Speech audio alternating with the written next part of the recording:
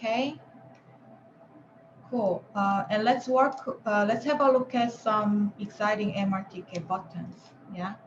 So this was about bounding boxes, but MRTK has a lot of examples.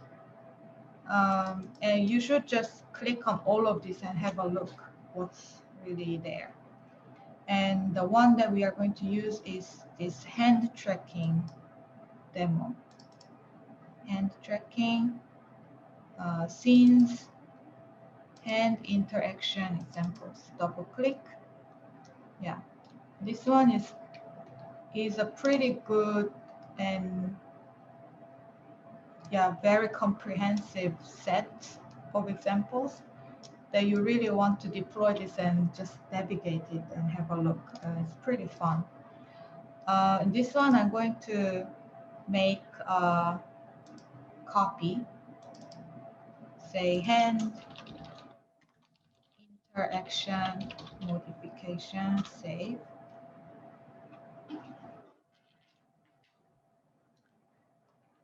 Okay, and there are lots of different things, but what we are going to use is these buttons here.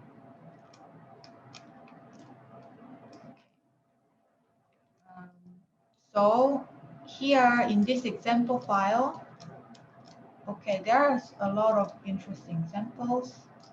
Later I will show you a recordings that I'm playing with this. But we can, in the scene contents, you can see that they are like grouped quite clearly. This is really well made one. So we are going to just leave this one and delete everything else.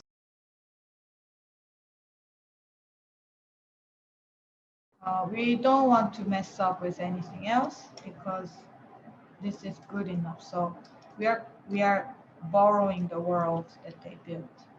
Okay, we do the same thing in MRTK toolkit. We need to make a new clone. Maybe I'm just numbering it, and then go to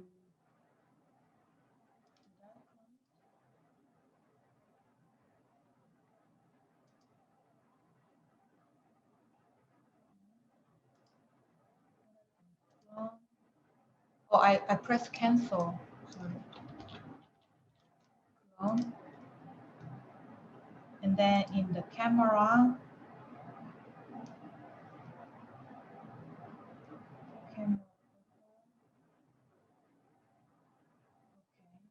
I think I mistakenly built this separate in the wrong order. That's okay. We add this.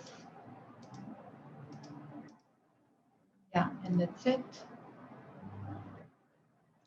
And we are going to have a look at this. So how do you, what is this button, or what are they actually doing?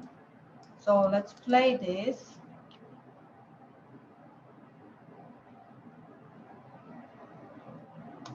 Say okay. But what happens is if you click on the piano, it plays the sound. If you click on this button, it changes the color here randomly. And all of these are actually buttons.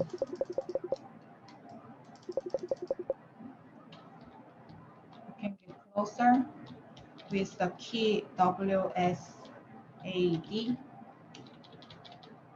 This is just for simulation. That won't work with your phone, obviously. Yeah. But right now, it's just different ways to display different types of icons, types of buttons with different icons and sizes. So it's a good example that you can actually, it's three-dimensional one. So we are going to use this one because they are more fun and nice looking. Okay. So here When you click on this, it's going to tell you where they are. So these sets are also grouped very cleanly. So these are called round buttons, and we are going to change the event on this thing. So what I'm going to do is I'm going to bring a 3D model that I made, and it's a house 3D model. Let me show you a simple video.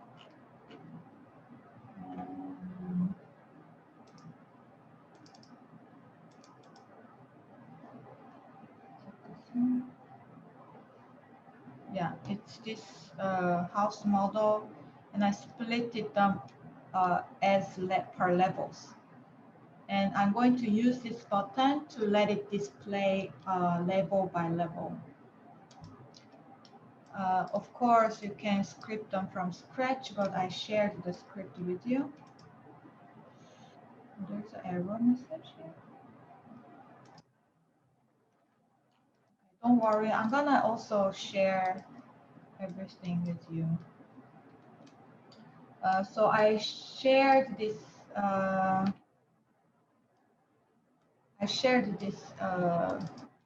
Script called display on click. I think it's in the folder.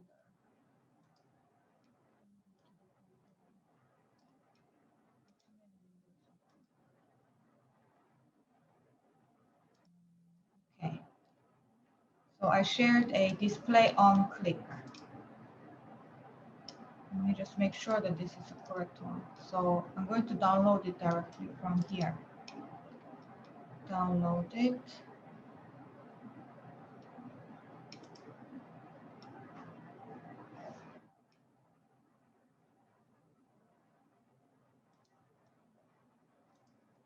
I'm going to just double click to check.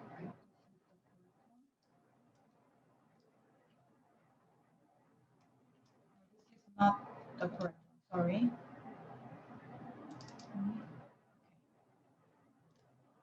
I should share another one, so I'm going to delete this.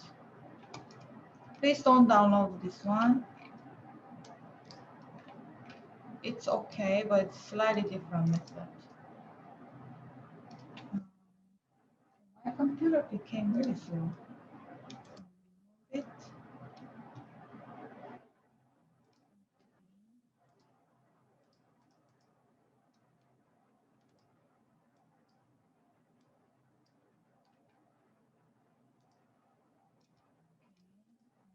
To upload this one.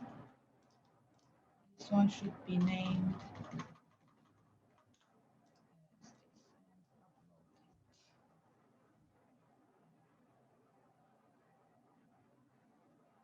Okay, so this is the correct one. You go to the assets folder. We are going to create a folder called scripts.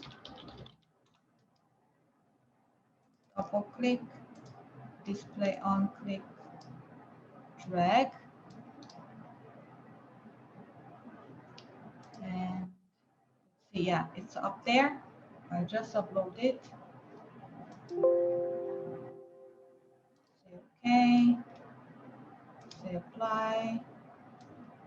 All right, and we are going to import our house model, but the one that I split it into levels. So I also saved that on the Google Drive. It's called house level. It's a FBX file. So this is also, I wanted to explain you how to import and export the FBX file. So in the Rhino file, Rhino model, I kind of split it down into, let me show you this again.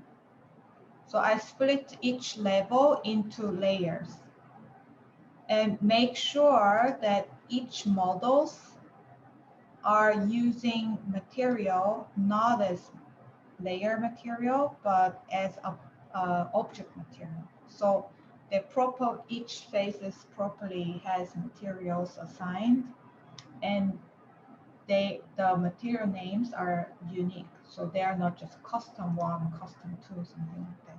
So make sure that you clean this up, and these will then come together with your layers as a layer name. And one thing is quite interesting is that FBX is also by default coming with cameras. So let me show you what's happening. So this is the FBX file. This was OBJ file. This is the one that I prepared in Rhino as FBX. Then once I drag this in here, if I say F, you can zoom extend, zoom selection. So it looks like that. And if you look at the hierarchy window, and if you just show all the contents, you will see the layer names coming from Rhino and the cameras coming from Rhino. And you see that because of these cameras, your game scene now became messy. It messed around because it doesn't find the main AR camera. So you need to delete these cameras from your scene. So you wanna right click and unpack it, but let me just put them in the correct position first. So reset and rotate this Y up. And I'm going to scale this small enough so we can see that from our phone. Okay. So your phone will become here, will be here, and then I will have my model somewhere there. Okay. Great. So I want to have this button to show each level one by one. And I'm going to now right click, unpack prefab, so I can modify. So I'm gonna delete my camera, delete. Also, make sure that the order of this is what you want.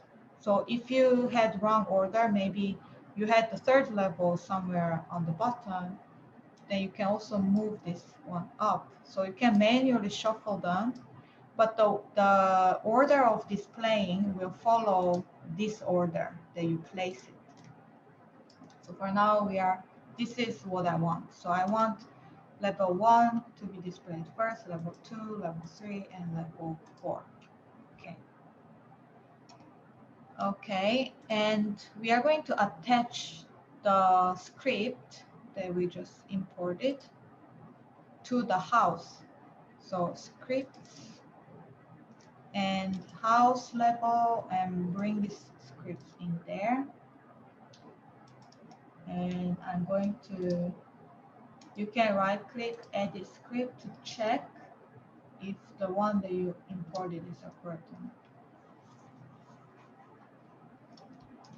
I'm going to quickly explain what it does so we can modify it in the future.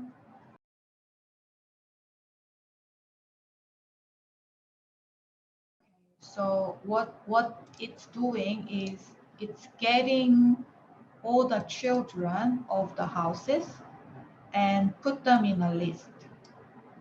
And at start, it's getting all the children and turning them off.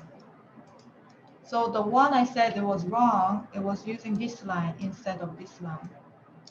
So basically, what's the difference is if you have a geometry right under house level instead of a group of geometries, then that line will work. But now, because you don't have a mesh render, so each layer has mesh render. So before method was that just turn off this mesh render. But this is a group of small objects, a lot of objects, isn't it? So the method is turning off the entire, disabling entire geometry. That's why it was the difference. So if you still have this line active, just make sure you change it to this method, set active. Okay, and what we are going to do is, so there's no update function here at all. We are going to hook up this one. So grow on click. So what grow on click to the first button. So what grow on click is doing is that it's going through all of the children and turning them off. It's false, yeah. And then if the current ID, so it's checking the current ID, and if I clicked once, the current ID is 1. If I clicked twice, the current ID will be 2. And the current ID will increase, and I will turn on until the current ID. And if it's too big, so if it goes beyond the maximum number of children, then the child number will become, current ID will become 0 again. So it turns off again and it grows. We can also use go back on click. It's same thing, but it's just doing opposite. We can also use toggle display all on click. So you can display everything or turn off everything. So we have 3 functions here. So let's have a look.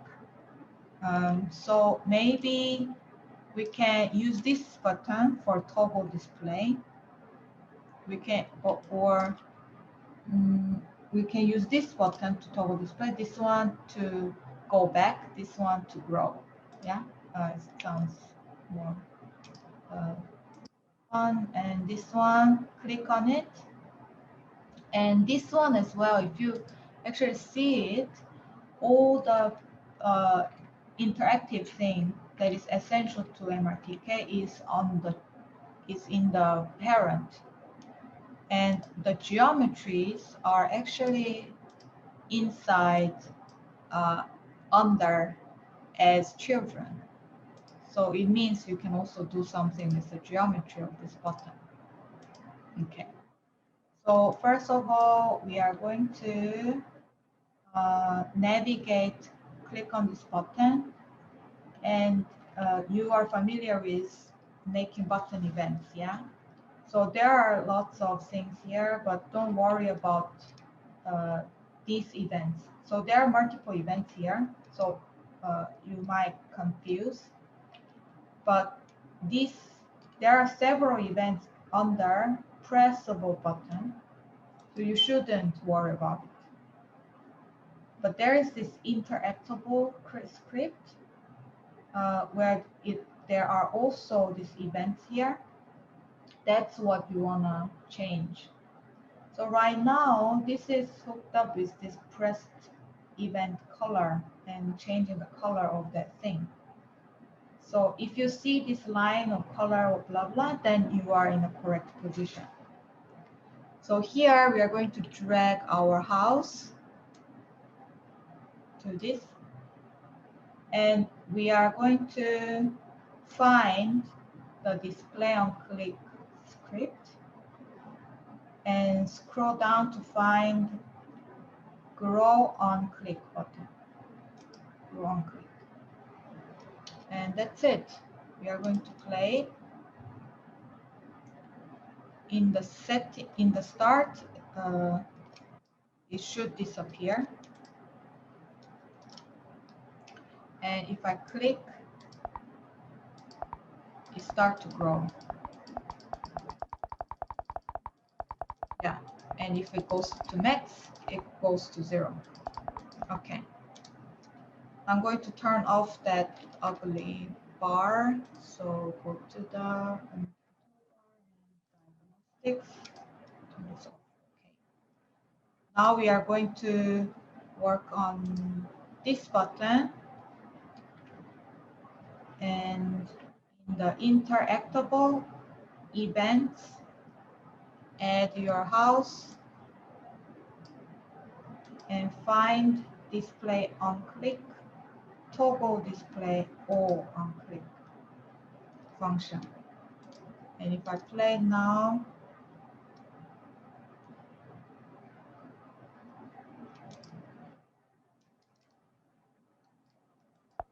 growth view maybe, and then I can say, oh, I still wanna check how the entire model look like. You can turn it on, turn it off. You can do that anytime.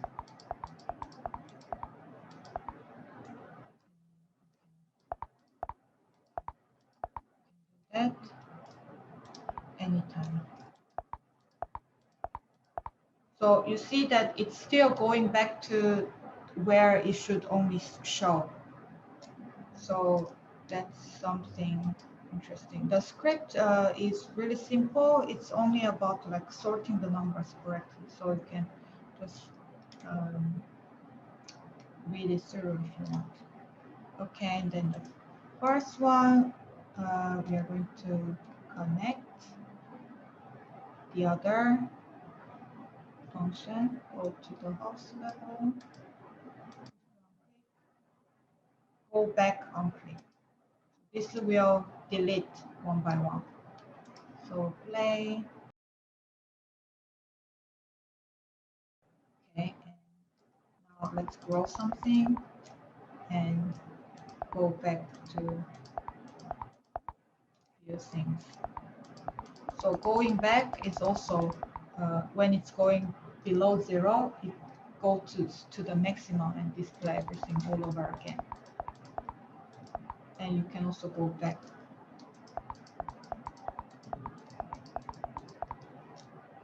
Yeah. So this one is pretty useful. This one is quite essential for the assembly process. So you most of the time you need kind of buttons to tell you which one you are building currently or assembling currently, and you want to show the next one and the previous one, and so on.